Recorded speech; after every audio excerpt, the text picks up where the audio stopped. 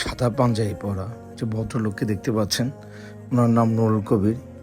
উনি দৃষ্টি প্রতিবন্ধী, চোখে ভালোভাবে দেখে না, অন্য সাহায্য নিয়ে চলাফেরা করতে হয়। ওনাকে নিয়েই আমাদের মোসাদ্দেক ফাউন্ডেশনের 36 নম্বর স্বাবলম্বীকরণ প্রকল্প। উনি একজন কোরআন হাফেজ। ওনার ইচ্ছা উনি একটা দোকান দিবে।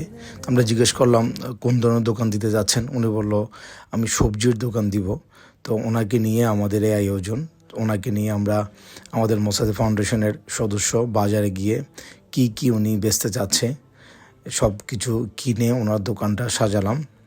আমাদের মোসাদ্দেক ফাউন্ডেশনের খুব কাছের মানুষ সাইফুল ভাই এবং রিয়াজ ভাইয়ের তত্ত্বাবধানে আমাদের এই পুরো কার্যক্রমটা সম্পাদন হলো।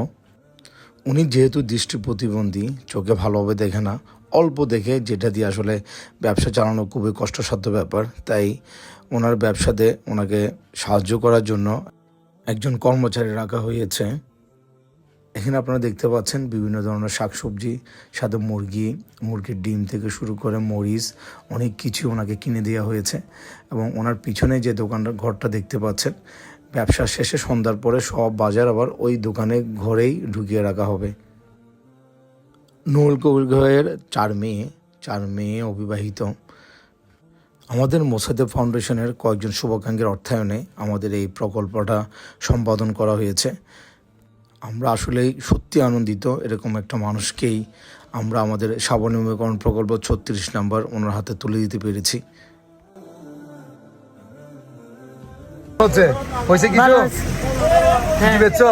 জি। কি বেচছো? ফল বেচছি।